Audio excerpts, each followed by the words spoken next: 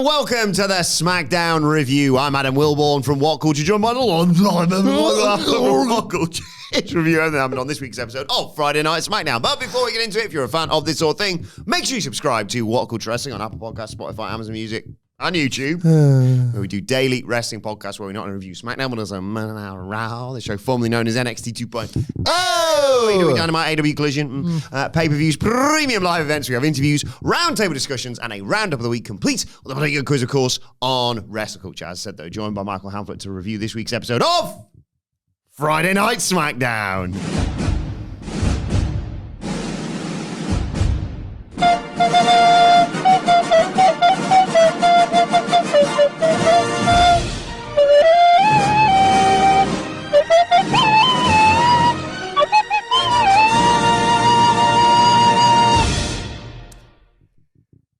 That Fed, eh? You might think it's lost its touch or might go away for a while.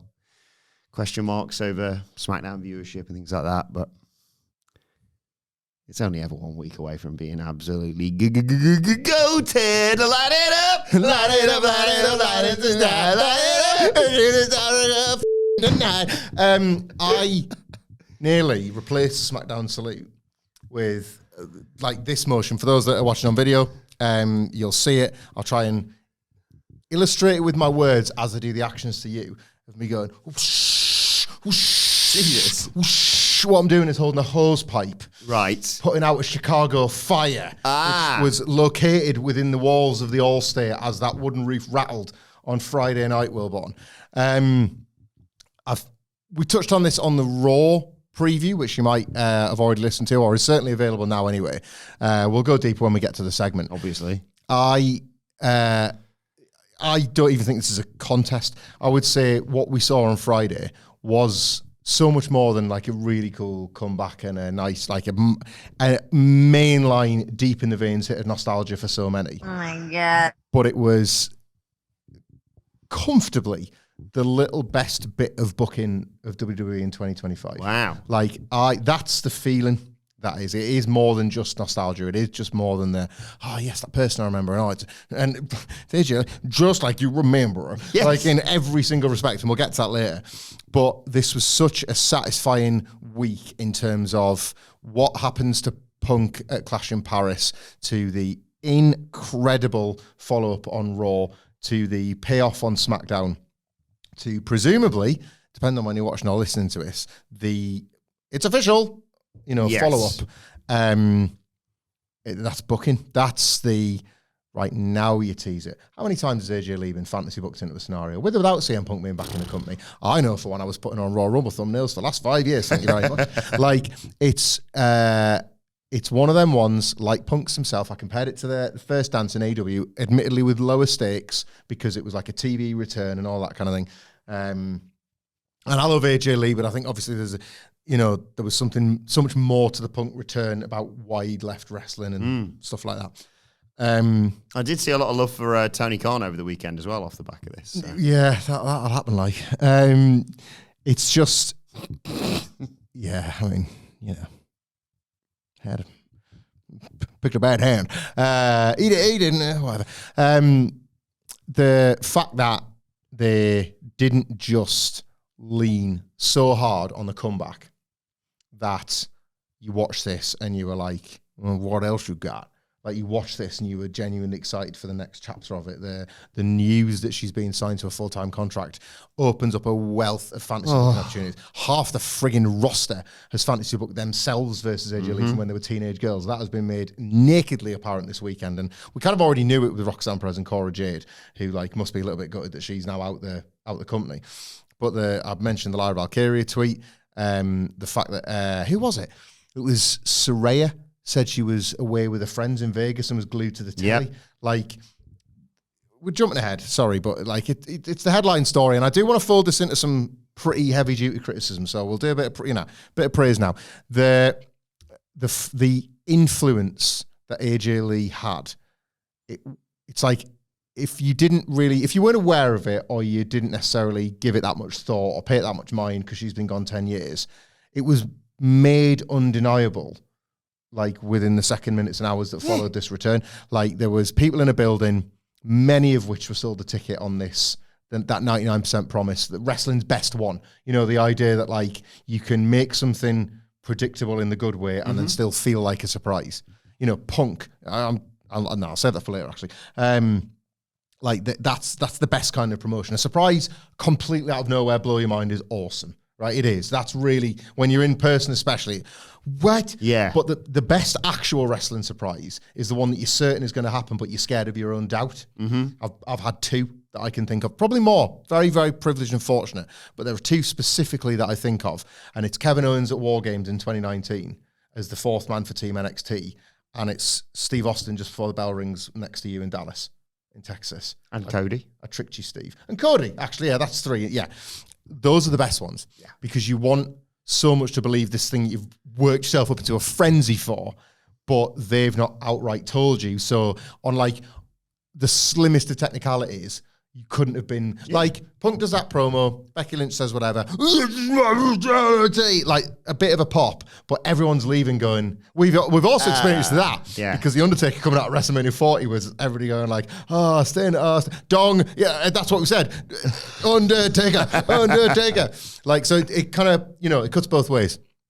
This was so much more than that, and I don't know, it's fun. A lot of this could be recency bias because we're still living in the afterglow of this moment.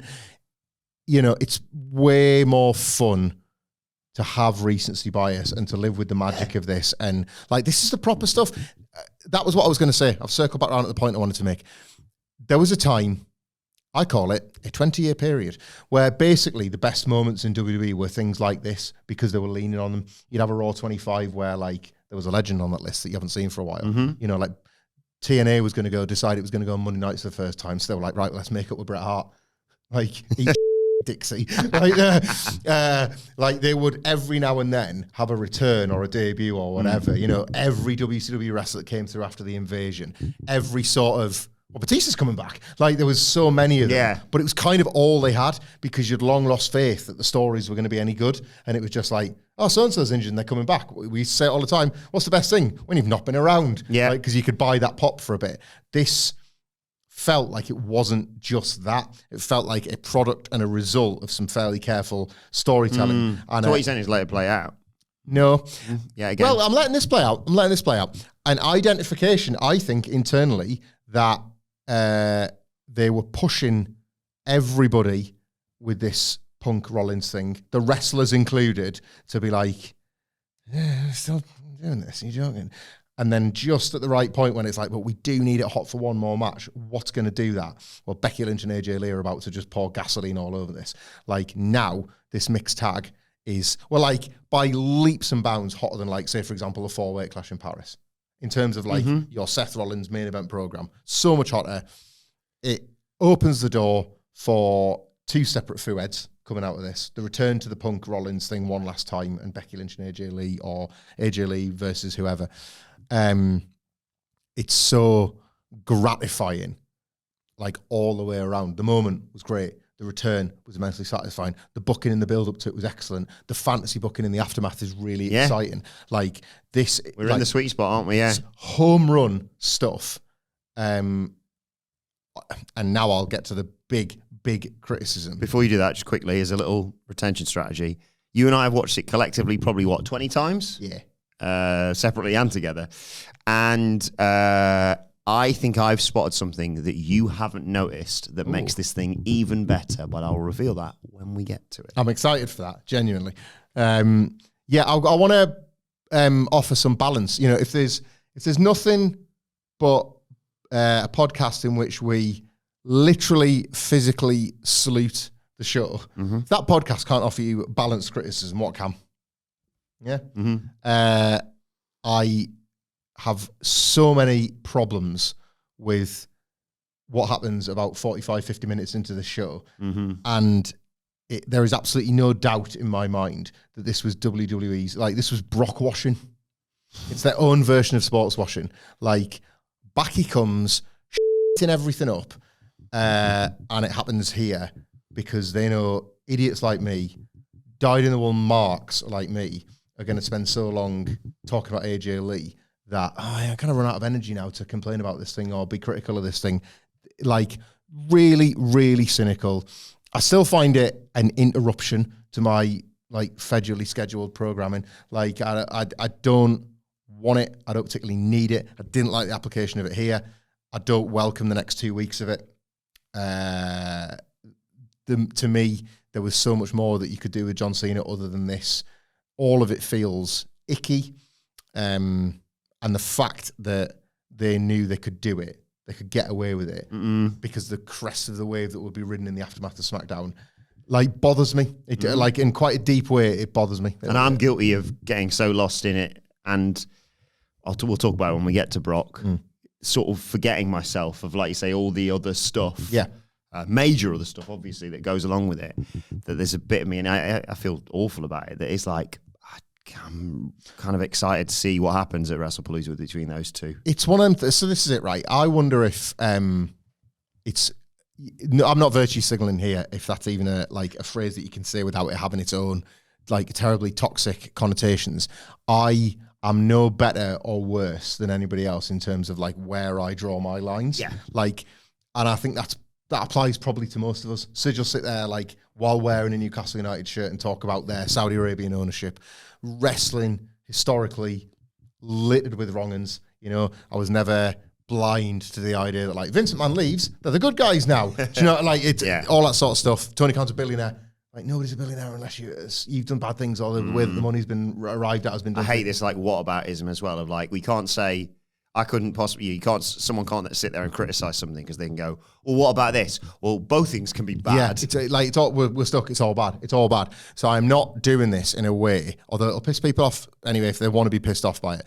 But one of the ways in which this line is easier for me, because I'm a spineless coward, is that, to your point, I have no interest in Brock Lesnar and John Cena. Now, can I sit here honestly and say that if Brock Lesnar was an entirely different wrestler who had the exact same stuff counting against him, I'd be able to sit there arms folded and be like, no, don't like this, don't like this. It is easy for me to be critical because it's a thing that I think was so unnecessary of WWE. It was like a little Pandora's box that they didn't need to open. And I just wanted to say that because I don't want to come across as hypocritical or like, I don't know, just trying to sort of get on a high horse. I'm down in a sludge with everybody else. I promise you. But there is something I find really distasteful about seeing his stupid little beady eyes like on camera. I told you, going ahead of when we had the family holiday at Thailand, SummerSlam was the last thing I watched, and it was like WWE being like, there you go, Hamflett, treat yourself to 2 weeks off. You don't want to look at this. Like, I really did. I was like on such a high after Cody and Cena. And then like it was I basically reacted like John Cena does when Brock Lesnar's walking down, where I'm like doing the surrender cobra going, you're joking. Just brought John Cena back and now this. Like, and I felt irked by this. And I had to remind myself, I was like, before you go in two-footed on what you thought was bad booking, you have to sort of make it clear that there are other problems attached to the use of Brock Lesnar beyond a crap finish. But the finish was crap, so I was wound up by that as well. I'm like, you're ruining everything. Arguably, that's not bad booking, that's deliberate heat as well. I don't know. That feels like a massive throwback to 2002 to 2022 inclusive. It's very sort of emblematic of Brock, outside of like say all the other stuff. Of just like, I don't care what you guys like. These little twerps in the ring. I suppose come in and wreck everyone. I suppose that was always towards the end. That was the character, wasn't it? Yeah. Also, it was as Miller pointed out, it was really funny. Just to skip ahead, and we'll get to it. Obviously, it was funny. You can't say anything threatening if you're saying the words WrestlePalooza. Miller on Ups and Downs was like, you can't say, I'll see you at WrestlePalooza, bitch. You can't say bitch after you said WrestlePalooza. It's like me trying to be threatening to anyone. WrestlePalooza. It is such a weird, I still don't quite, how's that happened? Like, what is it? What is like, Nick, this is the ESPN debut. They are stacking and jacking this in the same way they do everything for the first time. It's a very WWE trait, isn't it? Like, is Nick Khan so desperate to fly his ECW flag? Like, he was the one that muscled for New Jack to get on the last game, wasn't he? Remember that? Yeah, I think so. It was the Nick Khan call. Like New Jack, who I'm assuming like that, those residual must go somewhere. Yeah. He set up a thing now where there'll be some money that'll go into like some sort of New Jack estate or whatever. Is this like the He's got some kicking around in the background because I don't sense that like Paul Heyman's ever that. He was perfectly happy to move on. The thing was still in business, and he turned up on Raw in 2001. Triple H goes into Nick Khan's office. All right, Nick, mate, what's going on? Well, you see this this spreadsheet here? I've got these lists of names. I'm just going to press this button and fire all them. No, I'll give whatever you want. I want a WrestlePalooza pay-per-view. Okay. Counter program AEW while you're at it. That sounds pretty decent. Well, like, what would scare me if that's what we're saying about this is like, who's the name on the spreadsheet that Nick Khan wouldn't delete? It'd be Tommy Dreamer. Like, he'd be like, he's one of my favorites when I was younger. Got to keep him. I don't know. I don't know how they've landed on WrestlePalooza. You either weren't here or you were here. I've just said this like 6 times. Every time I see WrestlePalooza, I think about every time that somebody says, insert thing 2, Electric Boogaloo. Mm-hmm. I do not like it as a suffix to gag, palooza, Electric Boogaloo. There's certain, I don't know what it is that give me the, like certain kind of cliches that people go back to. And that's one of the, Palooza is one of those ones for me. From when we were kids and American stuff would have it. And I was like, I don't think I actually get it. I remember when they used to do tables, ladders, and chairs. Oh my! And I was like, "What's that about?" I think the first time I heard that, I didn't know what the cultural reference was. No, me neither. It's lions and tigers and bears. Oh my! What from? We've not even started a review. Well, we kind of have. It's fine. Tigers. Oh my! Bears, oh my! GIF. Is it a Disney film? Because Mick Foley. It's thingy. Wizard of Oz. Wizard of Oz. So was that on us to not know? Like, so Mick Foley's always been into like his kind of Disney and his like family entertainment, kid literature type thing. So maybe that's like now. If there was imagine for you if there was like a new NXT gimmick match, and it was like themed around Paddington in Peru or something. Oh my God. Jesus, just when I thought Iron Survivor couldn't get topped. Yeah. Marmalade Madness. Oh my God. Was it Mimosa Mayhem? Mimosa Mayhem, yeah. But I mean, I like the idea of it. How gross would that be? Like, I'm going to throw you into the marmalade, and then you get thrown into it, like you just. The boy made a paddling pool full of marmalade for when he's trying to convince Paddington to basically vote his way in what they do on the last day, I think, of the summer holidays. And Paddington was like, "Oh, great, gets in." He's like, even Paddington's like, can I get out, actually? I don't like this. How is he getting that out of his fur? Yeah. Did he get in Billy Bollocks, or did he have his jacket and hat on? I can't. Actually, because he lives Billy Bollocks, isn't he? Yeah. Kind of. Is that a thing? Like, there's Paddington, I'm going to put some goddamn pants on. Like, it's the Donald Duck gag from Friends, isn't it? Like, but is it, what's he trying to say? It said, like, Donald Duck, like, doesn't wear pants, but when he goes to sleep, he wears pajamas. Does Paddington have pajamas? Not that I can remember. So he's asleep nude? Yeah. He's upstairs. I keep going back in the loft, isn't he? Like Paddington, like Pidgeonton will pop in occasionally. Pidgeonton, yeah. Wait a minute then. Right. Paddington, a Peruvian bear that has a like estuary English received pronunciation grasp of the English language. Like he's perfect for Richard Curtis's London.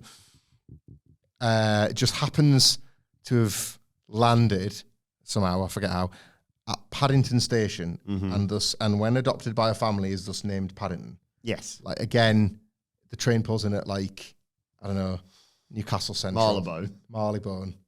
Bristol Temple Meads. It's a different Marylebone Bear. Right? It's a different. Yeah. Oh, it's Liverpool Street Bear. Right? It's a different story, isn't it?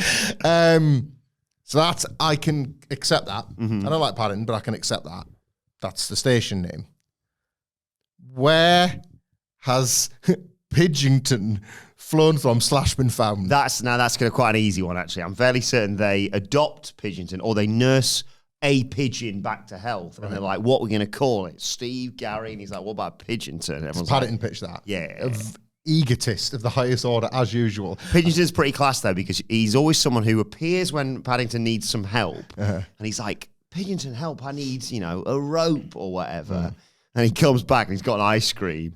And Paddington's classic line, this, I can't believe we're talking about this instead of talking about this SmackDown, but anyway, he goes, Pidgeonton, that's not what I need, effectively. That's not what I needed. That's an ice cream. Pidgeonton, like, kind of sods off. And he's like, wait, I didn't say I didn't want an ice cream. That's good. That's a good. Does that come up quite a lot? It's like a irritating bit.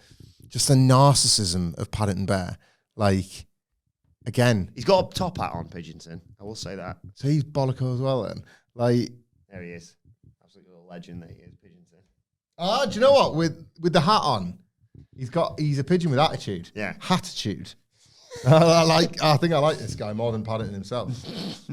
Don't you disrespect Paddington? Yeah, Paddington gets out of bed. Eric's got a new Paddington coat, by the way. Has he? Yeah, he's breaking that out for the winter. Are you going to get him the red hat as well? No. Someone gave us something. This is proper weird now. Thank you for. I can't remember who it was. One of our family friends gave us. Like, all they know is he loves Peter Rabbit, as he calls it. That's very incredibly sweet. Tom's Tank Engine, despite the not the OG one. You've got problems. Yeah, and Paddington. And someone gave us. I think it came with the coat. So I think it must have been Auntie Emily who got him this. The coat, but then it's like a bouncy ball, but it's a furry one because it's just Paddington's head. I'm not sure how I feel about this. A decapitated Paddington's head. You can bounce around the room as hard as possible so it hits as many corners at once. A decapitated Paddington head. Can I have a picture of that, please? Can you pull that up? Like Paddington Bear bouncy ball, which is, again, not describing him when he gets out of bed before he's put his coat on. That's the one. Ooh, the detail on it is excellent. You've got a brim of the hat on it. Yeah. So the bounce is quite unpredictable as well. Yeah. You're not going to know where that... He's not bouncing that in the lounge. You've got too many things you can I was going to say, yeah, that's going to... You know who would bounce it around the lounge? Paddington Bear. Yeah, arsehole. With reckless abandon, he would just be like, let's see where this goes, and then lob it. Let's see where you go, Paddington, huh? Yeah? You're out. Yeah, you're back to Peru. See how you fancy that, yeah? We'll send you to I don't know, we'll get you to... we'll get you up to the northeast, and you can be Stockton Bear, because that's what station you get picked up from. Whitby Bear, eh? What's the one I sent you? Oh, Motherwell with the question mark. That was it. I was travelling to Glasgow. But speaking of people who are in places they shouldn't be, Michael Cole opened SmackDown, and I was like, sorry, what's going on? And I think I can clarify this now. The wonderful Joe Tess, one of our favourites, I believe is off doing like college football. Real sports. Or something. And I think the Wade Barrett situation has been clarified because it was Cole and Corey doing this, and I think they're going to do Raw as well, quite possibly. Yes. They sort of pitched to a recap of what happened in Clash in Paris. Tess is off doing college football, and no, Wade hasn't been fired or kicked off because of all the Nikki Bella nonsense. Which was really nothing as well. Yeah. It's simply he'd already booked some time off. Yeah. And then subsequently taken that time off. Just incredibly bad timing. Yeah. No, that's the story that's been out there clarified and everything. Yes. So, and as well, Corey Graves and Michael Cole calling both shows. Like, I don't know if like Pat McAfee's on his way back or whatever, but again, I keep thinking about how I keep thinking about the WrestlePalooza period, and they'll probably be looking for that sort of, they like that kind of like brand consistency and the announcers across all the major programs, and what you're missing on SmackDown, Corey is, and so. This is like, especially Michael Cole, very much like voice of WWE, one voice, one sort of vision for the whole thing. It seems like they'll like that everything's been brought into line in time for that broadcast, and then they can splinter off again afterwards, I would imagine. But kicking off SmackDown properly was, to a huge part, considering how he's been treated possibly quite a few times previously in Chicago. John Cena, out he comes, as anticipated. A huge thank you Cena chance, which he acknowledges and says how special it is coming from, especially from the Chicago crowd, as I mentioned. He said how early on in this year, people told him to just enjoy the retirement tour while it lasted, but he was trying to get his mojo back and give his absolute best. But tonight, not about that. He's just here to take it all in. And that's what that is what makes tonight and what makes Chicago special. This crowd's reactions are enough even to bring people back to WWE. Yeah. And then he followed, we are in for a good one tonight, didn't he? He was giving, So you tell me there's a chance. But he says, this is my last time in Chicago. I assume he can pop there on, it's like if a flight gets redirected, you can't say, I can't stop there. I've said this is my last time ever.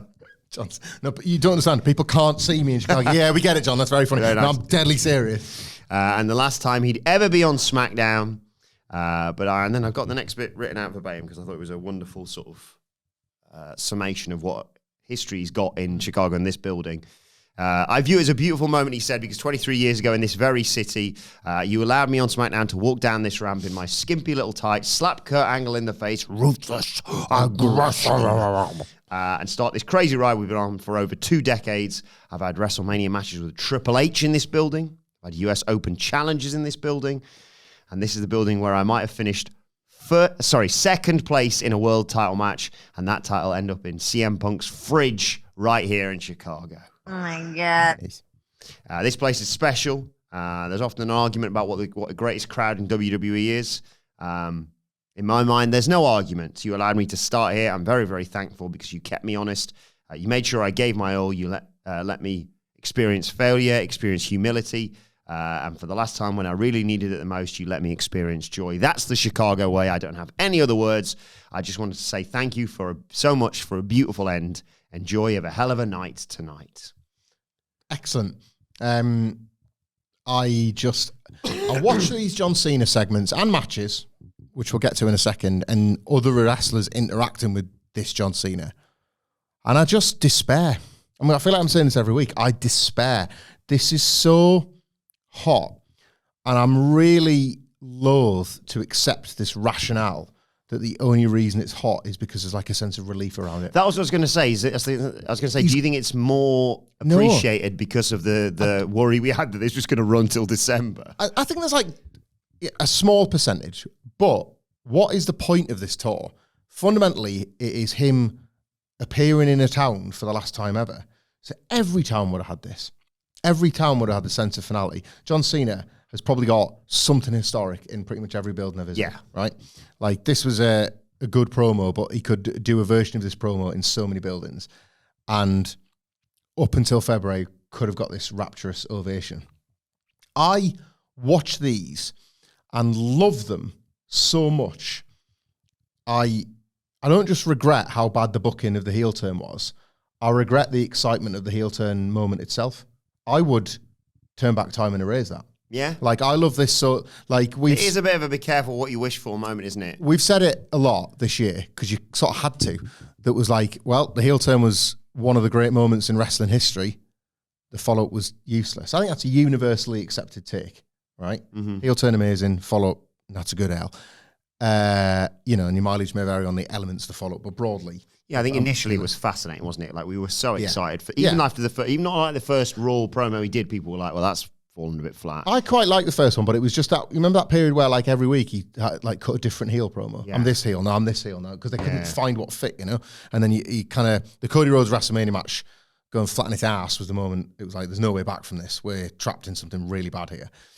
And then we can't immediately flip it to back to Cody or to someone really else. Had to work to kind of get back to that point. So these are going to be lost months. Yeah, I really think the Punk stuff was good. I will still stand by that. I wonder how time's going to beat that. I don't know. Maybe rewatch that at the end of the year. Yeah, possibly. I did not like it then. I've got no sort of, I don't know. Like, maybe I've got my Punk glasses on because I love kind of most of the things that he does. I think if I could turn back the clock, I wouldn't turn him heel. Like, we got a great, really like cathartic, incredible moment, capital M, at the end of this SmackDown. Like, it's the one thing WWE still know how to manufacture, even if sometimes there's not the actual meat of a story behind them. I think I am developing a parasocial disdain for WWE Unreal. I think I have become obsessed with the idea that so much of the show I'm watching is being made for the show about the show, rather than for the show. Like, I can't come around that because I kind of fell out of love with F1 as a result of the documentaries they started making, because it felt like there was that race at the end of one of the seasons where they just kind of went, I can't just let it finish on like a safety car. That's kind of really boring for the season. So they just sort of ripped up all the rules, and I went, if we're just going to do that, then what's the point of me investing in it? I am starting to I'm like looking at something with a wry eye, because I'm thinking, well, is that just going to be for a backstage segment where they get to gloat and pretend they got us or whatever? Like, and as much as I enjoyed Unreal, I like my slop, and I will watch every episode of the next season and the season after that because I just like to look at these things. If you are booking for that, that is like a fundamental flaw. That's like a core tenet being cast aside, because I understand that there's a Netflix partnership to preserve, and who knows what Unreal could do for WWE's brand recognition, or like, in the same way like Total Divas and Total Bellas did. You never know what kind of audience might find your product, and great and all that. But the more I have seen this year that seems to have been in service of that, that has basically neglected the actual show, the more cynical it's made me. And if you lift the John Cena turn out of 2025, well, like, even just I'm talking about, like, list a few things on the back of a packet of tabs. You could say, well, one, your WrestleMania main event probably doesn't stink because it's just it's a SummerSlam match, but it happens at WrestleMania. Great, right? John Cena cuts a promo. Or it's Punk and Cody, by the way. Yeah. John Cena cuts a promo like this in most towns, and they find a little link that makes every match make sense, and some are good, some are just fine, and some are fantastic. Like, tick. And you've got a ready-made heel turn for anyone who's just like, I'm sick of you taking the spotlight. Anybody. Tick. The merchandise that had gone to the trouble of personalising and making for every single town probably sells double. It's probably sold out the ass. Oh, I don't think anyone's bothered. No one's going, I'm not buying that because he's a heel now. But, like, the idea was the Cena circus was supposed to come to your town and everybody could revel in it. And instead it was like that really awkward thing for a bit, wasn't it? Where it was like, this is really awkwardly juxtaposed with what you're actually watching. I think you could lift it out of 2025, and WWE as a product would have been better, but then Unreal wouldn't have had its stupid Ocean's 11 bit where, like, and then we told Travis Scott, and like the stupid, like, thing where it was like, you're right, it's Travis Scott's fault. That's what I was getting to. I was like, it's definitely Dwayne was part of the good part. Yeah. I think the first people we can exonerate here are Triple H and The Rock. Yeah. And we get them to left them, they're over there. They're over there. One of them creates cinema on a weekly basis and the other one's about to win an Oscar. I think they'll be absolutely fine. They know their way around entertainment. Actually, Travis Scott wrote Fiend, so he can't be guilty either. You're right. Road Dogg. There we go. Road Dogg. Knew we get to the bottom of this. Of course it was Road Dogg. Had Road Dogg not ruined John Cena in 2025, I think the Fed had been... John Cena dogged it. That's it. It's good stuff. Anyway, before Cena can leave, out comes Sami Zayn to quite a few boos. And he said, Cena, stay. Anne Louise was watching this with me because obviously it was appointment viewing on Saturday morning. There's no Chicagoans if you're listening, watching. What was this about? Because Anne Louise said, why are they booing him? And I was like, I don't know. I don't know if it's A, because they kind of know where it's heading with Brock. Whether it's Sammy Hogan, nonsense, by the way, that anyone would subscribe to that thought process, or whether it was just like, you interrupted John Cena. What do you think you're doing? Yeah. Despite the fact that I like what they went and did here. Love this. Anyway, Zayn's like, I don't want to interrupt your moment.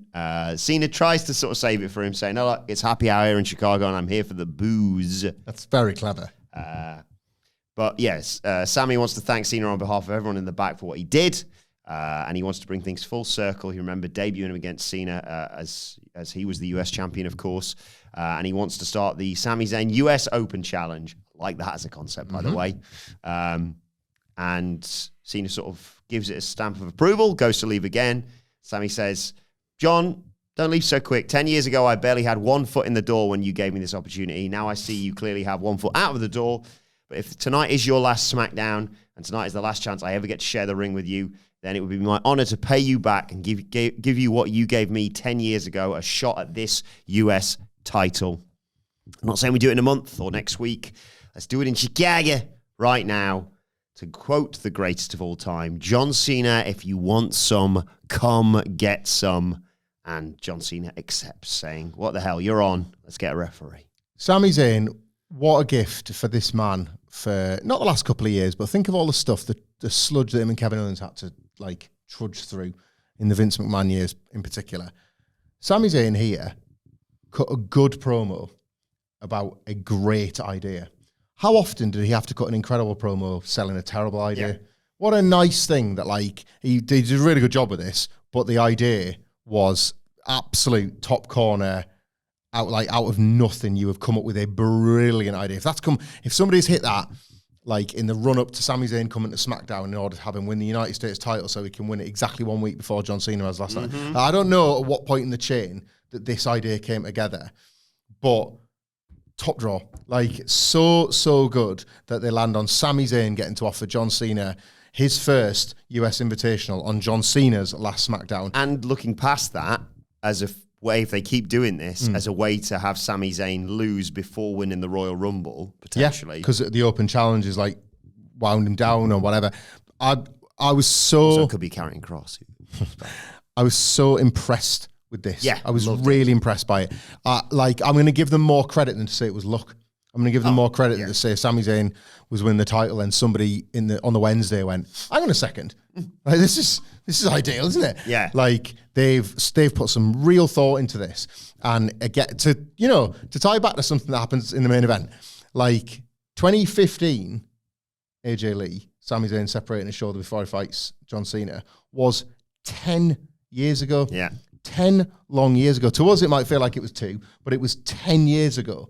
You are, to the young fans within the building, offering stuff that to them would be like me seeing something when I was a kid from like the early 80s. Yeah. Like, that is a significant period of time, and they're being told, like, well, this was like what the old guard loved. Like, just because to us 2015 might as well have been yesterday. They're like, oh, this is like wrestling from the dinosaur days, and we're getting our own look at it. Like, it's so...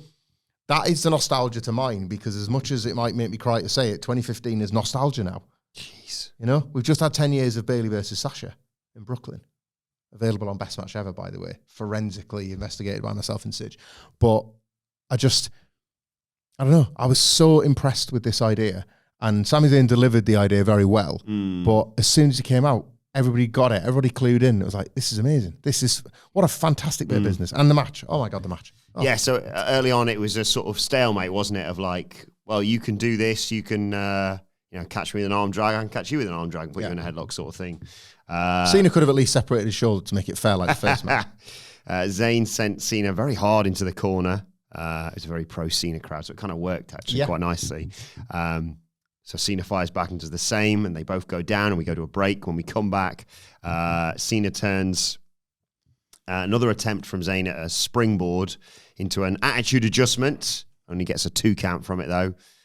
Cena recovers, and Zayn fires up and tries to catch him with an explosive suplex. But then Cena hits a Kevin Owens-style pop-up powerbomb. Nice. I love this new side to his character. Yeah, it was the Styles Clash in Paris, wasn't it? Oh my God. I was like, we can do the thing now. Yeah. We're all wanting to do it. And like, we're off to the races here because he knocked out about 4 in this one. So like, That's a game next. For that's it, WrestlePalooza, that's the game. That's fine, yeah. He's going to try and hit Brock with an F5. For definite. Yeah, that's definitely happening. That's the least of Brock Lesnar's worries of John Cena. Like, think of the amount of people John Cena's wrestling. He could hit him with a skull-crushing finale. What's Rene Dupree's finish? The French tickler. That's Something what to do there. Yeah. Talk legacy opponents. Well, this is it. He could stab someone like Jesus. Yes, stabs. The Judgment Day in the clubhouse. Remember that was just a story if you were watching back then. What? Oh yeah, John Cena's been stabbed What's by wrong? Carlito's got bodyguard. Like, Dominic gets back and says, what's wrong with Finn Balor this week? He's been shivved. Right there. Who did it? John Cena. Anyway, so you hit that, and then Cena charges at Zayn, but posts himself. But then Zayn misses a haluva kick, and we get an angle slam. Michael Cole was quite slow on the uptake here, wasn't he? He missed 2 of these because he missed this angle slam. He was like, "Whoa, look at that spear! That's that's shades of his classic rivalry with the big dog." no." Remember when he? Yeah, he's acting a certain way there. Anyway, they both get up, and then they take each other down with big clotheslines. That takes us to another break. When we come back, during the break, Cena got an ankle lock, Kurt Angle style ankle lock on Sami Zayn, who then fired back with an attitude adjustment on Cena. That was Michael nice. Cole didn't say that it was a Ken Shamrock classic or something. I'm trying to work out what he could do. And Michael Cole gets it wrong. He could hit him with a Stone Cold Stunner, like shades of John Cena in the United States Open Challenge. Do you know what he should do if we're doing like callbacks to John Cena's career? Yeah. Someone should win the world title and he should immediately come out. A babyface, by the way. He should immediately come out and say, I'll have a match right now. Actually. Yeah. Congratulations, Ray. Let's have a fight. Come on. Have you seen mention that thing you always show me? That video Yeah. where somebody sped up Rey Mysterio's Bad Night with John Cena to Hulk Hogan's music. Where like Ray wins the belt and like the entire locker room like is sort of like, yeah, Ray's our best, like champagne in his face and all that sort of stuff. And like it's dun dun dun dun dun dun dun, like John Cena just peers in shot like that, and Ray's like, what? And when it comes, crashing, cuts to the ring. John Cena's got him up, pins him with the attitude adjustment. But they've edited it in a certain way where it looks like he picks up the fallen Rey Mysterio and then hits him again before celebrating. I am a real American. One of my favourites. So yeah, we get a replay of what happened during the break with the angle slam. No, sorry, with the ankle lock and the attitude adjustment from Sami Zayn. Zayn also hits a haluva kick. Great late kick out here from John Cena. 2.9999. Zayn then missed a charge in the corner, and John Cena made a callback to his epic feud with Kenta by hitting a GTS. Yeah. I bought that as a finish, by the way. That was great, yeah. And he really, John Cena, like, it's a benefit, obviously, that it starts, obviously, in the carry position. But it was so, like, it was pretty slick. Yeah. Right? The height difference between the two made it so that the physical chemistry was nice on a go-to-sleep on Sami Zayn.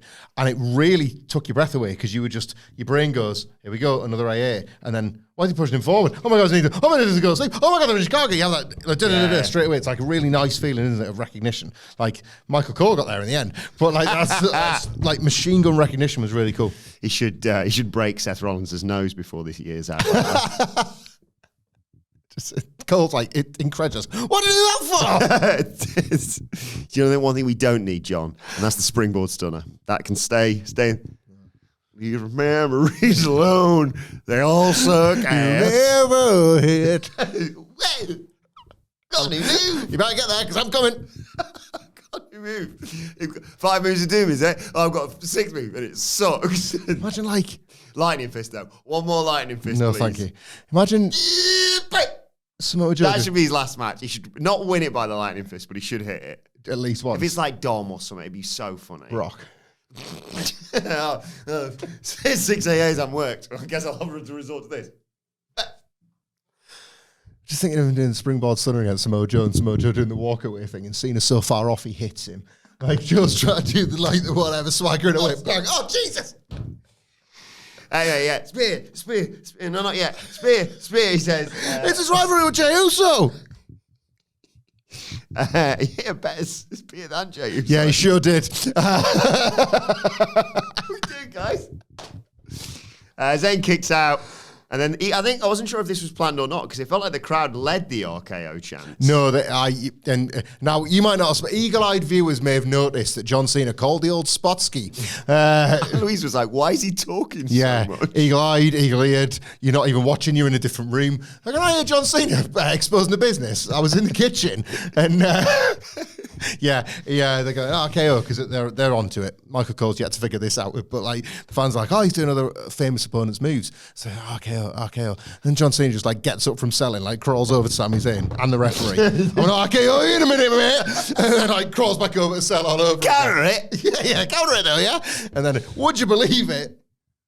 Sami Zayn pushes him away. Yeah. They go to the top. An avalanche AA from John Cena. They're both down. And then Brock Lesnar's music hits. He walks out.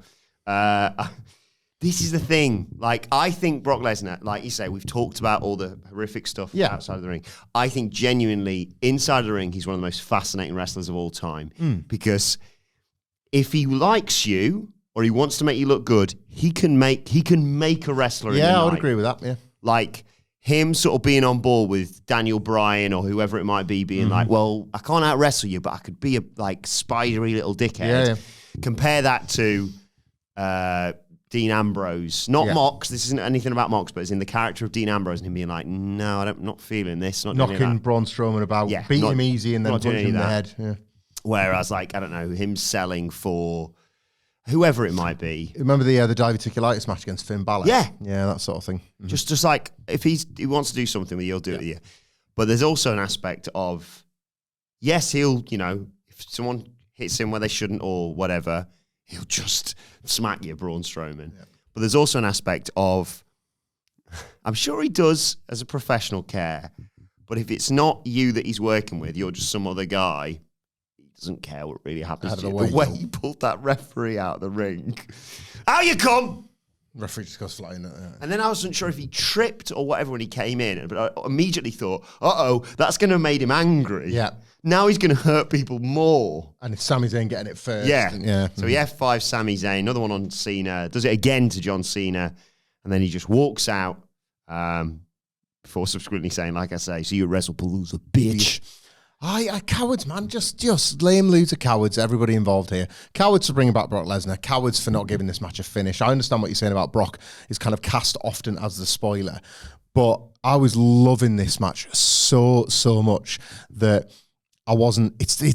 This is why I fundamentally disagree with the idea of like, well, it's good heat, because I think it's the worst kind of heat. The heat is on the bookers, and I'm already angry with them that we're using Brock Lesnar. So I'm doubly angry that they've booked a match, giving me a really great version of that match. Oh, it was amazing. Cowered it out on a finish. Like, what if John Cena loses, right, and then they handshake in the ring, and then Brock Lesnar's music hits, and the two baby faces valiantly try and fight him off, and he kicks a radius. You've still established Brock Lesnar as a monster. Like, if John Cena... What, and the story is then what? John Cena wants one more win even before the end of the year. Yeah, he's beatable. You know, he's already lost to Cody Rhodes. It's not like this is an unbeaten run, exactly. You know, I really wish the match should have had a finish. You know, like, I'm not saying that I would have been coming and thinking, well, actually, the Brock Lesnar thing, fine, I'm on board now. I probably wouldn't be, but I really wish they'd not gone down this route. Every echo, I'll just be, you know, I don't want to treat him like the ghost of the feast because he doesn't deserve that kind of respect. Every time I see Brock Lesnar, I think about Vince McMahon. Yeah. Right? And there's a real worry in the pit of my stomach that what we're seeing now is a matter of time before we see Vince McMahon, the character, again. I don't really want that. And when I see Brock doing this in particular, as in walking through the middle of a match and just destroying it halfway through, that was like Vince McMahon's favourite thing to book. Like, and I was just like, what would like a Vince McMahon tick list?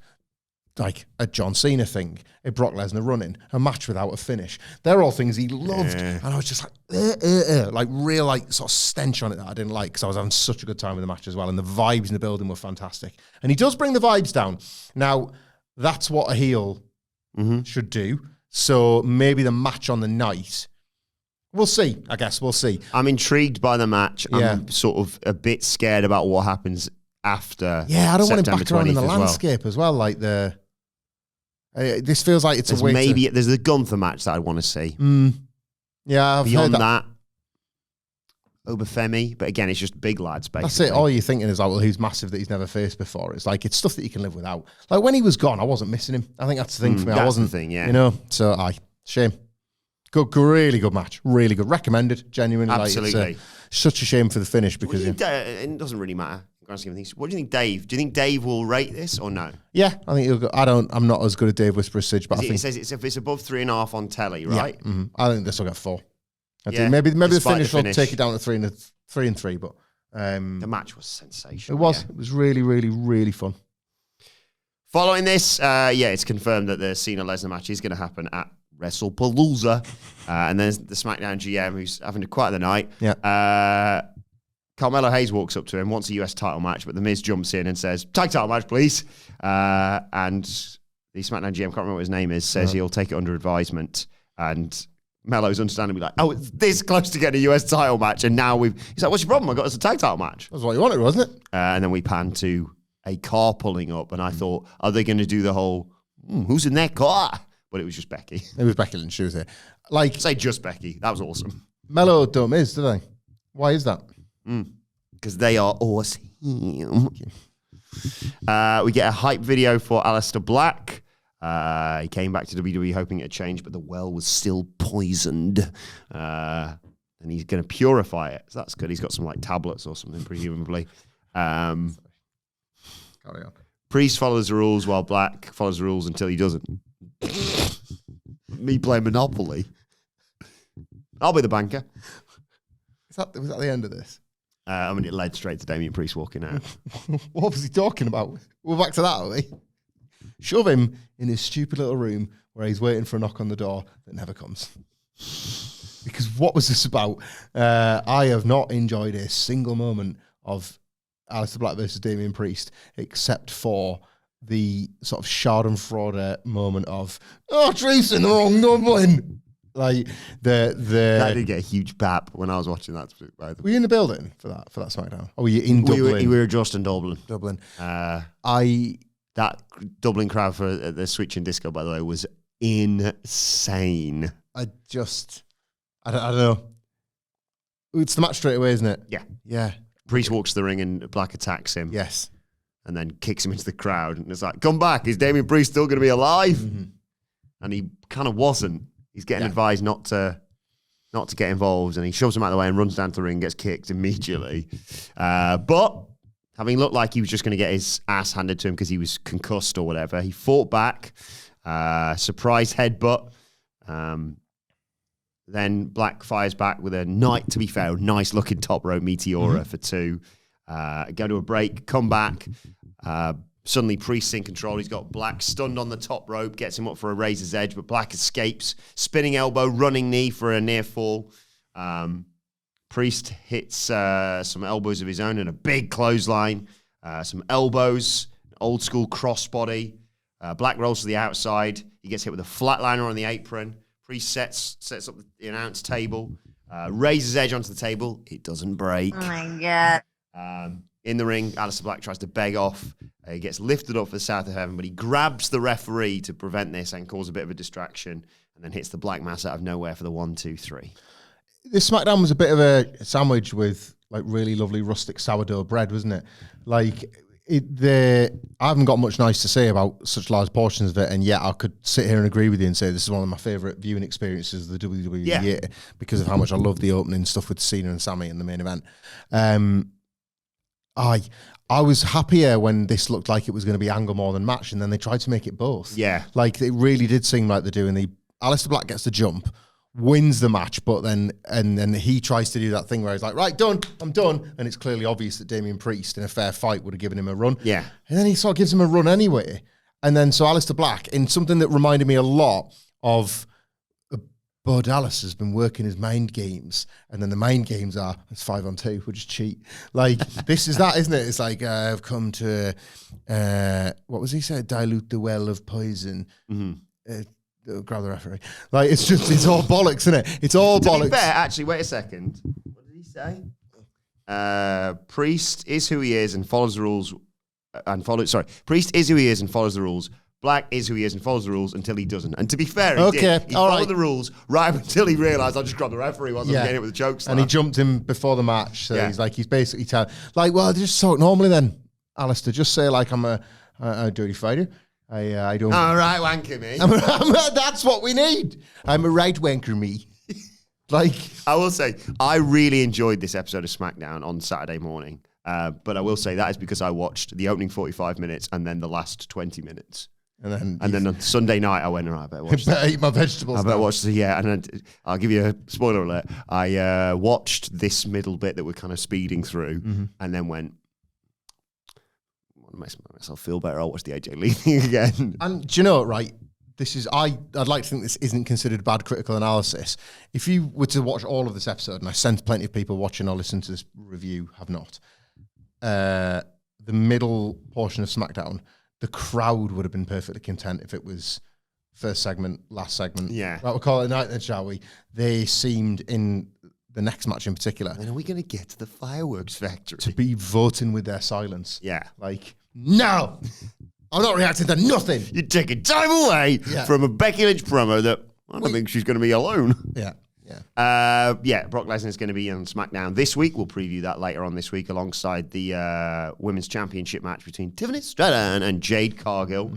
Kathy Kelly's backstage with Tiff, though. You got there first. It's fine. What's the response to Jade saying she'd have been champion if Tiffany didn't have her foot on the bottom rope at SummerSlam? I mean, we can all say that. If you didn't kick out at 2, I'd be champion. That's how wrestling works. If I didn't lose, I'd have won. Jane says, if Chesterfield had a shot against Walsall, maybe we'd have had a chance of scoring. 70% possession at the weekend. Got to do something with it, man. They had 10 minutes for 10 men for half an hour. I was miserable at a child's second birthday party because I was like, why haven't we had a shot yet? I was miserable at a child's second birthday, and then I had to watch the football. Do you know what I'm learning about the Premier League? I don't know if this is happening in the lower leagues, but those players are friggin' charlatans that are completely obsessed with their own stats at the expense of football. They're wearing those like fitness bras, and like the whole deal is that I completed 86,000 passes. What was the score? We lost 6-0. Nothing doesn't matter. I completed like the amount of pointless possession. Yeah, like I think like in all 3 of our games, and by the way, we've won 2 of those games, and we sit comfortably in six in the table, like UEFA Cup position, and long may that continue. We're like the possession stats, like just completely tell lies. Yeah, where like I think it was something like 60-something, 30-something against West Ham. We beat them 3-0, and we were pretty dominant in the second half for it, but we just got the ball and did stuff. Yeah. As opposed to like holding up and getting nowhere. They're playing for themselves, man. Yeah. It's not about... there's probably some wanky term that I haven't learned yet about like, but was it a completed pass or was it a transitional forward pass or something like that? Like, because all the words have changed. I don't know the language of football anymore. I don't know what a deep lying press is or something, but then you'll hear like some old commentator being like, stiff challenge. I don't know what anything means. But yeah, it's they're all frauds. Tiffany says that Jade talks a lot. All that talk ends next week when she beats her and retains the title. She won't have to worry about her foot being on the bottom rope because her foot is going to be stuck in what Tiffany describes as the eye of her storm.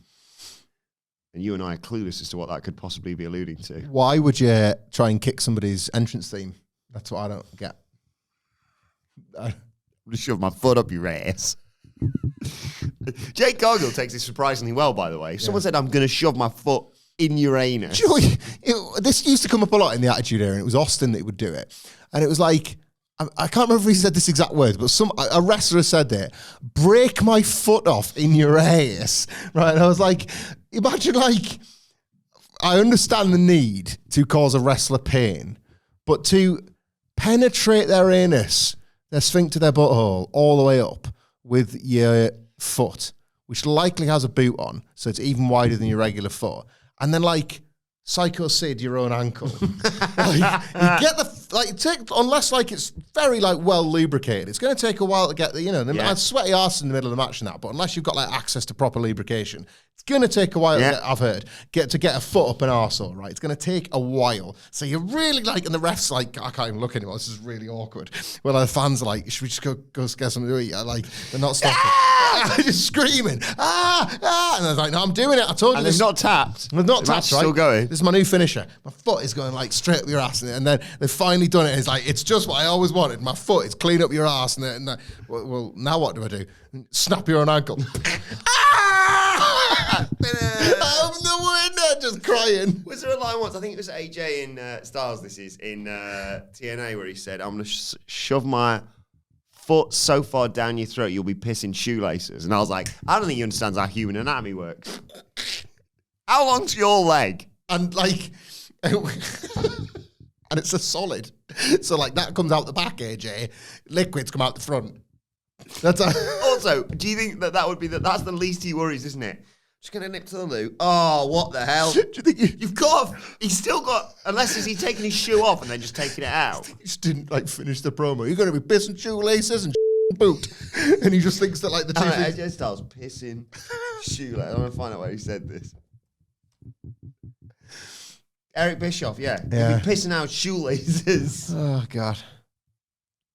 Did you see what? It's just confusing. See what all-time favorite videos I was able to bring back in the hype about the lady that came back in the main event. What's this? I'd apologize for repeating my stupid little joke, but it was mainly an excuse to post this video, which I love. I was just saying like me when my kids don't skip around the room when she returns, and I'd clipped. I did see this. You pieces of it's AJ Styles. Just. Are you a baddie? I've just remembered before I forget, speaking of injuries, we promised to show your knee. Oh, right, yeah. I don't know when this video is going to go out because we've got no... Should I stand in front of these TV screens? Yeah. hopefully this will go out in the preceding days. The audio's going out today. He tripped doing the Great North Run. Shockmastered myself in the first mile. First mile. The reason why... I'm going to look at it today. Oh, it's the skinned bit that I don't like. Yeah, I saw someone with a knee like that, by the way, in Tesco earlier. So I wonder if you aren't the only one who did that. He's saying it like it's that Joey Tribbiani thing where he's got a hand twin. This knee is your knee. No, wait, that's my knee. I think I understand why, other than because it's vastly superior in every single way. Sunderland featured on the medal instead of Newcastle. Why? Because the Tyne Bridge is too small for... It's not fit for purpose of the Great North Run. I was running... running... got 3 more years of it getting fixed. I only realised today, so I'm Kate Bush, mate. I'm running up that hill, right? Central Motorway, coming down there. And if I only could make a deal with God, I'd not fall on my face. Like, those are the lyrics, aren't they? I'm running up that hill, and it just, I'm not noticing, but now I think about it, I'm realising how packed in it gets on this Tyne Bridge. And it's normally quite busy on there because they like the beauty shot and they want to get a lot of runners on it all at once. And 60,000 of them this weekend. Like, it used to be like some more AEW size venues. Now they've gone to like Fed size numbers. 60,000 runners. Biggest half marathon in the world. And like, I'm coming up, approaching the bridge, and somehow, I don't know how, clumsiness, or maybe I've been clipped a little bit and my footing's just gone from underneath me. And as I've explained on the Raw preview, I'm knowing I'm falling down a long time before I'm hitting the ground, and it's real sad. I'm going, oh God, I'm going over, but goodbye, like that. And it could have been so much worse. Bit of a skimmed knee and skimmed hands. Fine, got back up again, pretended it was fine, no-sold it for a bit, got past you and then cried. And when I got sort of like picked back up, I sort of looked around and I realised how like packed in it was, and it's only today that I've realised because half the frigging bridges, they're doing construction, roadworks and all that sort of thing. So that's why they put Sunderland on the medal. Better. Jade hears Tiffany's line about kicking her in the asshole, breaking your foot up a ringer, and says, I'm going to beat you and then I'll give Nia, because Nia was there as well, saying, reckon to that then? If we're putting people's foot up people's ass, I'm going to put my foot up your ass. That should become a rolling threat now. They could do a human centipede, but it's just boots. It's the Rocks t-shirt. It's boots to asses all the way down. Yeah, Russian doll. I'm hopping. You're hopping. We're all hopping. Yeah. She says, Jay tells Nia to get out of her face or get these hands, basically. And Nia says, we'll see about that. So she's probably going to cost her. I was going to say, just like Raw, I feel like the women's division is in rude health presently. But then if I said that, I'd sound like a hypocrite when it comes to reviewing the next match. So. Yes. Well, before we get that, we get... hang on. Oh my God. A Twisted Tea sponsored video. Oh, yeah. Love Twisted Tea. I love Twisted Tea. And I love this because of the weird way it played out. It's building, presumably, a match in Perth? Mm-hmm. No, it's next week. Oh, it's SmackDown. Yes. So, because, well... Cody's coming back, basically, for the Drew Cody thing. But Drew and Randy are going back and forth. You like to play the role of Randy Orton here. Ah! I did not realise this was forthcoming. Okay. So you go first. I'm Randy Orton. Yeah. Drew McIntyre. Randy Orton.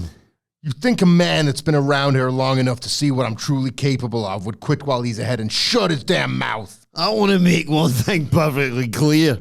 I don't give a damn what anybody thinks about me. I always tell the truth. I do what needs to be done. And the truth is, you're mad. You're not willing to pull the trigger when it counts, but I am. It's like you think you have some kind of superpower and you can read people's minds. Easy's my superpower. You could tell people what they're thinking. Could you tell I had spunk on my hand? Well, you don't. And trust me, if you did, you would not want to know what I'm going to leave in your bag. I mean, what the voices are saying. You have no idea what's coming for you.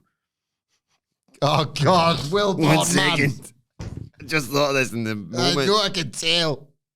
Hey, 1 second, just got to load this wee app. Pick a number between 1 and 19, Randy.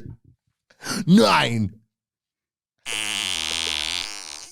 The winds of change are blowing through WWE. The future's being written, and you will be a part of it. The WWE needs a real man like me, Drew McIntyre. Drew, your jokes stink like your ass. And I'm going to knock you back into reality when I hit you with my foot breaking of your ass. With the 3 most dangerous letters of sports entertainment. This was a bit that made me laugh. I don't know what the hell they were trying here. So, yeah. And I hit you with the 3 most dangerous letters in sports entertainment. And then it went, Drew. R. Macken. K. Dyer. Oh. What? Someone been drinking too much Twisted Tea when they wrote this. Does Drew McIntyre think those are 3 letters? Drew McIntyre. Tyre is a lone thing. Mackin's quite funny as well. Mackin. No one's ever called her. Here comes Mackin. Oh, no, it's Mackin. We're all calling him it. Everyone's saying it. Yeah, good stuff. The winds of change are blowing through WWE. Oh, dear. Too much time on my hands, me. Not enough IMO. Let's do that again next week or something. We'll pick up. Okay, if they do it as nonsense as that. Do an act out. I enjoyed that. It is. I mean, we do have the salute at the beginning of cinema. I thought you were going to say it is. Bing bong, bang bong, excuse me. Drew McIntyre's got something I've to say. that for like 2 weeks. I need to get back on this. Get back on it. It's not changed. It's the same I gist. should have shown Mark Henry. I've never shown him. Imagine if like you found a second one and they've updated the advert and it just actually pops somebody towards the end. It is funny. It's like, I know, mate. I'm pissing myself. English Wrestling Podcast loves it. Becky Lynch is in the SmackDown GM's office. Can't remember what his name is. And he's kind of like, I've got a really busy night already, pal. I'm dealing with a lot. No more issues tonight. And she's like, no problem. I never cause any issues. Bye. She's going to cause some issues. Women's US title on the line next. It was Julia with Kiana James, of course, versus Michin. Straight into it, obviously.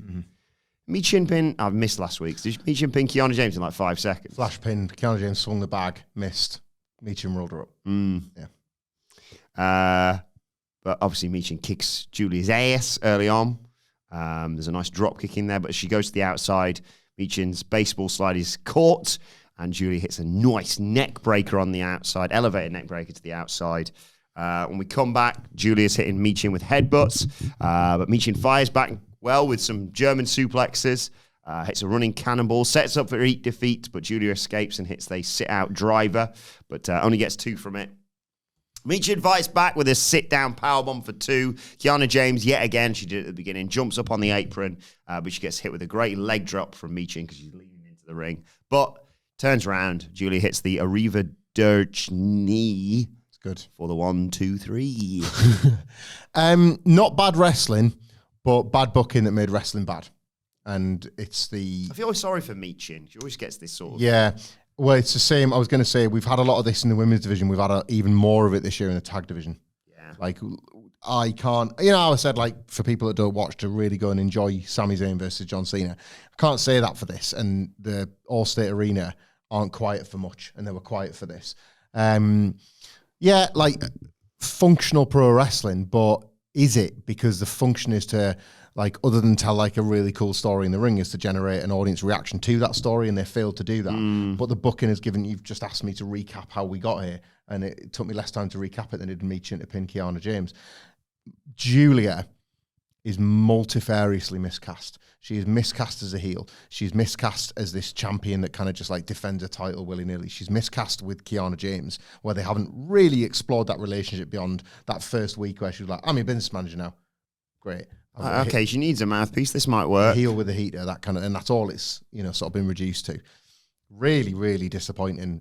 Like, I'm not, again, this is not a slight on the match, but I don't think this was the match that was there to be analysed. I think this was there to kind of show you if Julia and Kiana James are working as an act, and I think profoundly the answer to that question is no.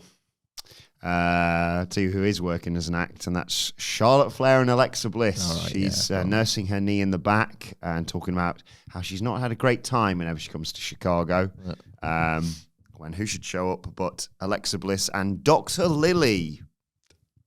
I find it so irritating and cringeworthy when people pretend to be doctors. Yeah. Or put it in front of, like, their name or a thing they're interested in. Really cheesy. Charlotte insists she needs to be medically cleared ASAP. But Alexa reassures her and saying, we'll get her revenge at the Secret Service at the right time. The only thing that you need to heal your leg is the power of friendship. She leaves her in the capable hands of Dr. Lily. Dr. Lily. I have been impressed. So, you know, when we first saw this and marveled at, like, how have they found a thing that's got Charlotte Flair over as a baby face? And you kind of can't help but just be wowed by that. They have challenged themselves to find something even more difficult, which is find something that you can actually enjoy about the Lily doll. And they've done it. Doctor's outfit with the custom friendship t-shirt, Lily. Hashtag my Lily.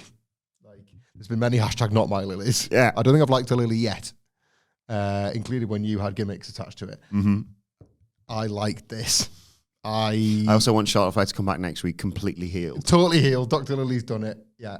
Like, that's where this needs to go. She's a miracle worker. Yeah. Let me just check your pulse.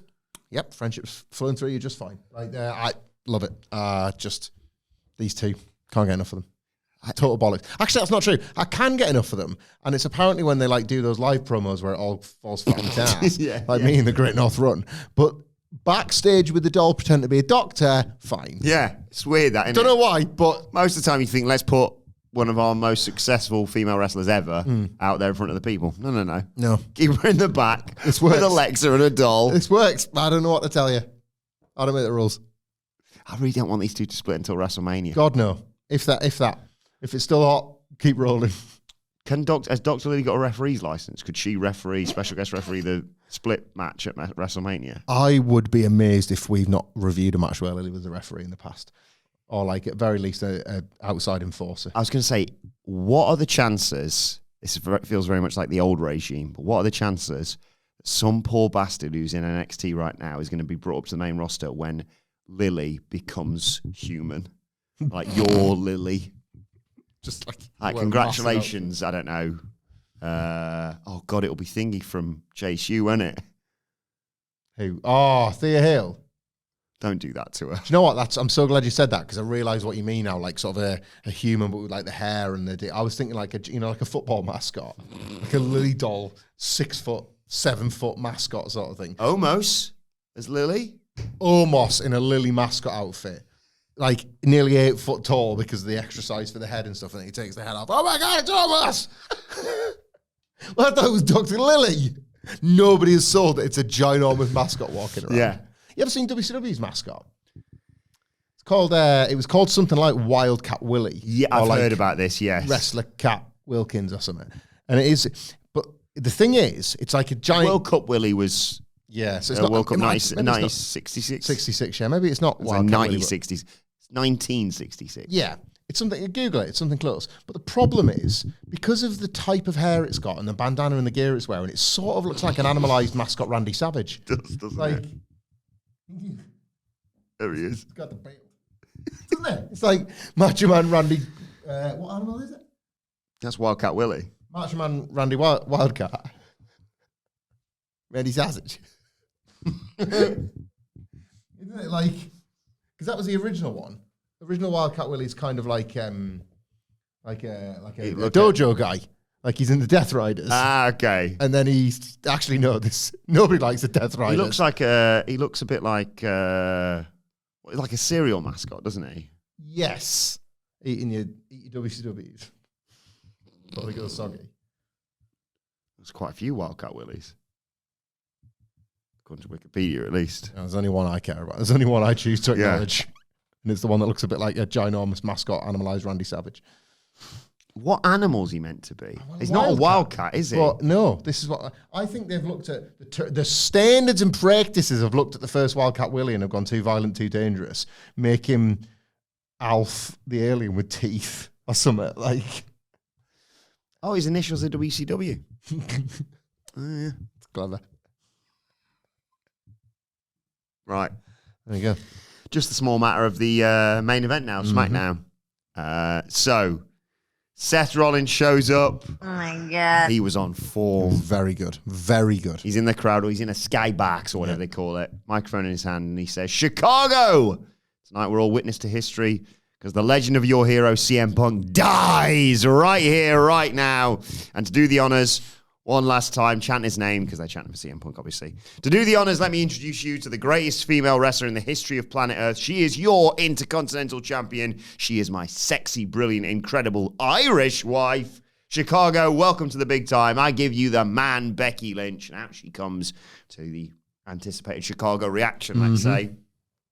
And they chant for AJ Lee, of course. And Becky says, how dare you? How dare you chant another person's name while I'm standing here in this ring? I'm the greatest female wrestler of all time. Not just me saying it, other people are saying it as well. Love that bit. Words of Top Gear magazine. It's so funny that she does that. Yeah, keep doing this bit. It's a pro wrestler. It's not just me saying that, you know. Love that. Sports Illustrated, the Chicago Tribune says it.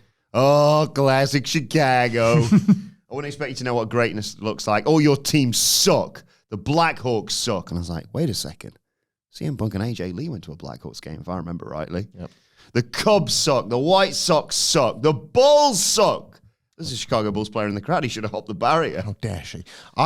She didn't mention the Chicago Bears. I think, I could be wrong about this. Sorry, American sports fans, if I got this one wrong. So I'm pretty sure that's Seth's team. Oh, the Bears. And I think they might have been wearing, the two of them in their orange, I think might have been Bears. Like a nice little I like nod. the matching orange. Yeah, I think that was what was going on there, but I don't know that for definite. I haven't checked with my sports. He says, and she concludes by saying, CM Punk sucks. Cue CM Punk, obviously. This isn't about you. This is about your coward of a husband hiding in a box right now. But Becky cuts across him quite nicely here, saying, this is about me, actually. I'm surprised you came out here and showed your face. Aren't you embarrassed? And Punk said, am I embarrassed? No, I haven't got anything to be embarrassed for. Unlike your coward of a husband. Everyone loves it the second time when he says it. Hiding in the skybox, hiding behind Paul Heyman, hiding behind his goons, and now hiding behind his wife. I'm going to give you the chance because this has nothing to do with you. She has the out. That's what makes this so perfect. Yeah. Look. We don't have to do what we all know I'm going to do here. Yeah. Becky, excellent heel work yet again. How's your face feeling? How's your pride feeling? Shut up. She says that because everyone's chanting AJ Lee. Yeah. And Punk says her name as she is about to repeat her. Yes. Saying, no, you will let them chant the name AJ Lee. If it bothers you so much, you shouldn't have stuck your nose in my business. We're in Chicago. You don't think I've got my friends? You don't think I got shooters? What a brilliant last bold misdirect, by the way. Just on the off chance, you know? Being brave enough to stare into the flames and just say it rather than let it like... He said the thing. Yeah, like, brilliant.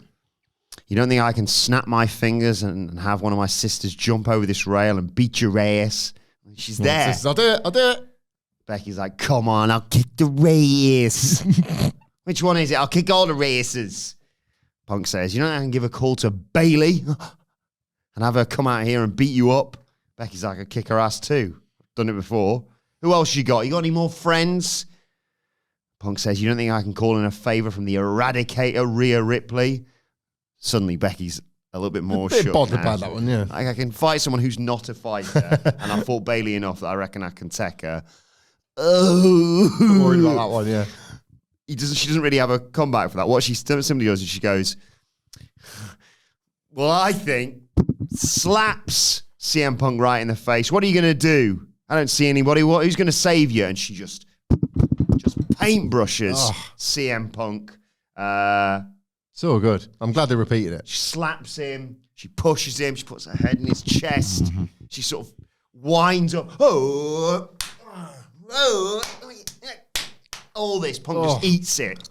You're pathetic. You got nobody.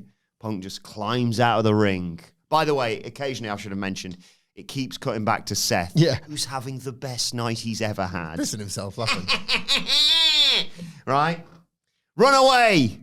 Run away from your hometown. Get out of here, says Becky. You're an embarrassment. You're an embarrassment to the city of Chicago, and that's saying a lot. Ooh. Huge heat, obviously. Ooh. Punk walks around and gets to the bottom of the ramp, turns back, and simply says, Becky, this is exactly the situation I wanted to avoid. As you know, I know, everybody knows, I would never put my hands on a lady. And Baron Corbin's music hits. No, and he says, thankfully, I got somebody who will. And I'll give all credit here to Michael Hamflett, who pointed out the 6 different pops this gets. Pop City Jones. So he says, yeah, I would never put my hands on a lady. Thankfully, I've got somebody who will. And Becky still hasn't kind of picked up on this. The crowd are going nuts. You see behind, packed, 16,000, whatever it is. Like that, yeah. People in the all get up, get on their feet. It's happening, it's happening. And Becky's still got the mic going, oh, who is it? Who you got? And you barely even hear you don't hear light up. We'll light it up. Huge, deafening pop. Yeah. Becky's face is a picture. As I mentioned, they cut to Seth, who just looks confused and then goes, no. Nah. And they let it breathe. They get the light it up, Light it the sky. And then after a couple of Beats, I guess. Yeah. Out walks AJ Lee. Finally, she has returned to WWE after 10 years. Third pop by this point. Yeah. She walks out, as I said, looks. I know this is very cliche and hasn't aged a day, by the way. Which, again, for these sort of nostalgic comebacks, this is not any kind of argument on anybody's look, but it's extra special when that person is just like you remember. Yeah. Because everyone's allowed to get older, right? Yeah. That's absolutely fine. But then when they appear exactly as your memory or your nostalgic manifestation has thought about when you thought about this comeback or when you watch those, those terribly edited videos where it cuts to somebody making the entrance and Michael Cole going, oh my, or whatever. She may as well have stepped out of one of those cryogenic freezers or something. Yeah, does help. Comes out, stops, looks. Becky cannot believe what she's seeing in all this. Mm-hmm. And then she skips down to the ring. Another pep. Another deafening pop in all this. The bit I wanted to mention that you've not picked up on that really popped me in all of this, by the way, is I got nothing against fans being excitable. I like looking out for that bloke who always used to be there with his mum or something with the long hair, green shirt guy. I think I know what you're going to say. I think I know exactly what you're going to say, and I was buzzing about this. The Chicago ref guy got absolutely goddamn nothing all this. He kept trying to find the camera to be like, yeah, it's happening, look at me. The one time she's walking right past him, it goes to Seth. Yeah. It doesn't even give you Becky or anything. It gets you away from the ring, and then it cuts back and she's already walked past him, and he's going, why not me? He sort of gives up. You see him just sort of go, and then actually enjoy the moment. Yeah, I know, right? I get it, what job we're in and stuff about making it all about yourself, but still, I was just it's quite funny. It's really funny. I saw that. I love that. I'm so glad you spotted that because he's had everything, and I've had so little of what he's had. Yeah, he's not had a bad time being a fan of Chicago, has he? The reason he does that, going because he was there at the first dance. I mean, so was a sign that's the Dudley Boys. But he was there and he was living it, and it's you don't need all of that camera and all of that screen time when the moments you are getting are the screen. That's so. Maybe I just enjoy the moment. Yeah. If you get I didn't film a second of Clash in Paris. No. If you get caught, I was just I remember this. Yeah, your memory does just fine. Yeah. And to that kid, who I understand that kids and phones and everything like that, I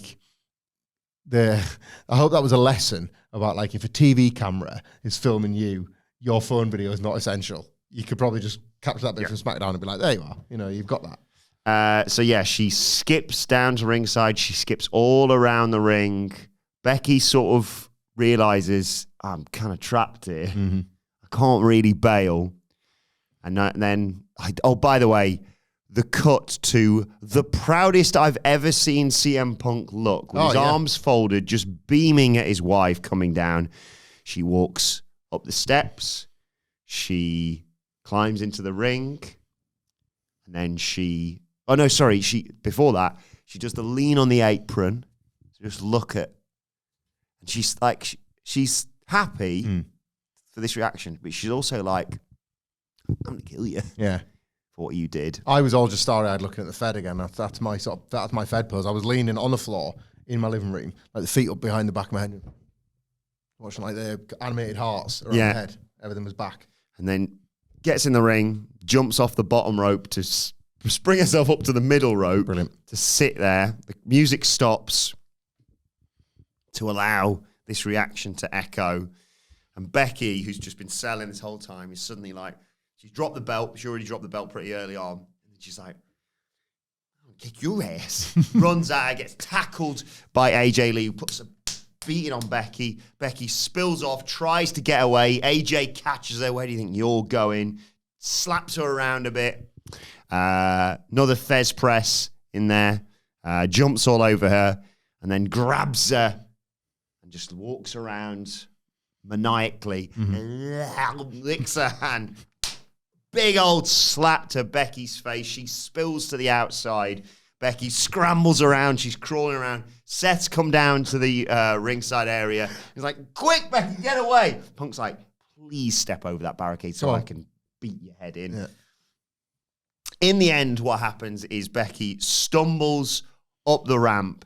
CM Punk goes in the ring to celebrate with his wife. Seth realizes this is the opportunity to get Becky out of there, but because he's a brilliant heel, goes arse over tit climbing over the barricade. That is quick, get out of it. That is so good as a piece of character work from Seth Rollins. I was so impressed by that for two reasons. It's very funny that this is a man who's like for the last near 2 years been like fussing and a feuding and a fighting with CM Punk, and or certainly over the last 12 months. And the second that AJ Lee is out, like he has to wait until Punk's back is turned to quickly stumble over the rail because he's like, Punk's walking in the ring. Number two, this is a man who, whenever he puts the flak jacket on, does like a springboard forward roll over the guardrail. Yeah. But this whole thing has rattled him so much, he's be like me trying to get over it. Oh, bloody hell! Like, flat me ass! Like, that's such a good character choice. And you get the AJ Lee jumping into Punk's arms and locking lips with him as Seth and Becky sell and yell. And again, another wonderful... Thanks to Michael Cole, by the way, pointing out that AJ Lee is CM Punk's wife whilst all this was going on. And then Corey Graves is like, she's crazy. And then Cole was like, yeah, but remember, Graves, AJ Lee said to me earlier on, crazy is my superpower. Available now in paperback. Another lovely visual choice. So AJ Lee, obviously in the arms of her husband, CM Punk. Becky Lynch also technically in the arms of her husband, Seth Rollins, because he just picks her up and has to fireman's carry her out. Get out of it. Get out of it. Scram. Brilliant. I never thought I'd see the day where I was like, when are we going to see Becky Lynch and Seth Rollins back together as a couple on screen? I mean, I don't know why we didn't think about this sooner, because like when they were on screen in 2019, they were certainly some of the top heels in the company. So it's come good 6 years later, hasn't it? You two ever met? Slap his arse and stuff. Yeah. What's going on? Your brother and sister. It's sensational. Perfect, wasn't it? Sensational. Great booking. Really exciting. Proper pro wrestling payoff that comes in the middle of a story that feels like it's the end, when in fact it's wrestling that never ends. There's always this to come, there's this to come, there's this to come. Earned what they got here. Couldn't have loved it more. We'll watch it when we finish recording this. And I am finding it really hard pressed to think of, like, when we're doing the end of year stuff, what's going to top this. This feels like there is a lot of discourse at the moment around WWE's, and this is to my point about Unreal, the increased, if you thought that was possible, obsession with moments, capital M. They've always been a moments company, but it does seem like of late they've been so obsessed with creating those moments for things such as Unreal, or for things such to allow Triple H to be like, I've done it again. I don't know how. Like my very broad and masculine shoulders can carry the brain that's in my head, right?